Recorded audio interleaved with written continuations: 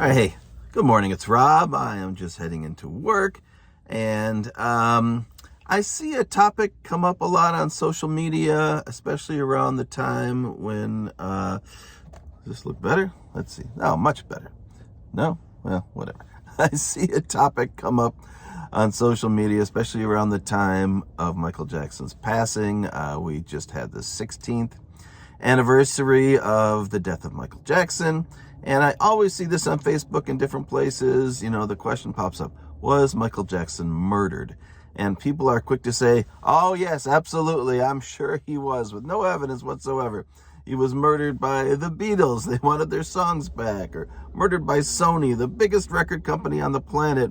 Murdered, their top-selling artist who, they invested hundreds of millions of dollars in over the years. Doesn't make any sense. But anyway, was Michael Jackson murdered? Of course not. He was not at all. If you haven't seen my videos before, I did spend 2 years around Michael Jackson in the studio, working not for Michael Jackson directly, but for the studio where Michael Jackson recorded Dangerous. Back then, I was just out of college. I had a job that was not important or significant in any way. I was a studio runner, which means I picked up lunch for Michael during, the sessions, and I transported equipment around and tapes, and basically I sat around and answered the phone in the studio most of the time. That was it. I cleaned up and went home at the end of the night. Anyway, so my quick impression of Michael was that, surprisingly, even though he was in his 30s by then, he really was not very good at taking care of himself. So when he passed away, I was shocked, I guess, but I was in some ways not surprised, because he would, just kind of shuffle around the studio, and he'd call me Robbie. He'd say, Robbie, I'm hungry. But he didn't seem to know any way to solve that problem. We had a refrigerator full of food, shelves full of food. We spent a couple $100 a week just on snacks and, whatever, turkey, deli meat, whatever, so that if Michael wanted something at the studio right away, we could get it for him. And I would offer, I'd say, I'll make you a sandwich. What do you want? This is what we have. We have this, we have that. And he'd say, oh, no, forget it. And he'd walk away. So basically, Michael ate when his private chef came. His private chef prepared meals for him. When we had a get together on the weekends or at night, sometimes we had these women called the Slam Dunk Sisters. They'd come and they'd cook these big meals and things.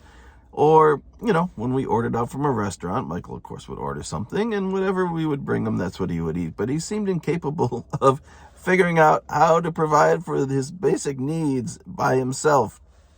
Now, we had a McDonald's down the street. It's not like he could walk down there, but, he could certainly ask, hey, Robbie, go get me McDonald's, and I would have walked and got it for him. I would have done anything for him. That's my job. But he seemed kind of helpless and unsure of how to, take care of his basic needs. So, long story short, I feel like he got himself in a situation where he didn't know how to take care of himself.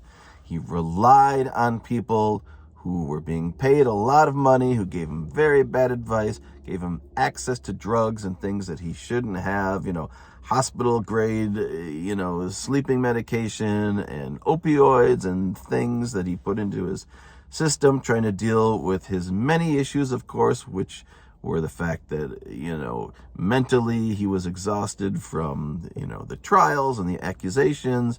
Physically, he was exhausted because they were, or he had decided to do these concerts and was trying to, perform at a level that he could have maybe previously, but he was a 50-year-old man trying to dance and sing and do all the physical activity that he was capable of in the past, but maybe not so much anymore. So he was physically worn out.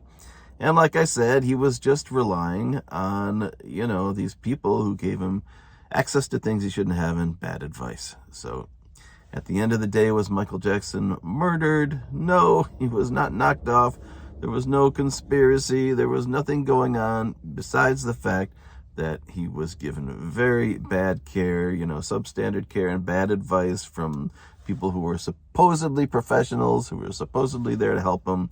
He had isolated himself. He very easily could have gone into a rehab facility or could have sought, advice from, different medical professionals, but instead he had isolated himself and he kept these people in his house who were not good for him, who were providing him with things that he should not have had. And, we'll wrap it up here around 5 minutes, but, he was not murdered. He just, unfortunately, relied on people who were, did not have good intentions and were not there looking out for Michael, and were just in it for what they could get out of their relationship with Michael. And sadly, he lost his life because of that.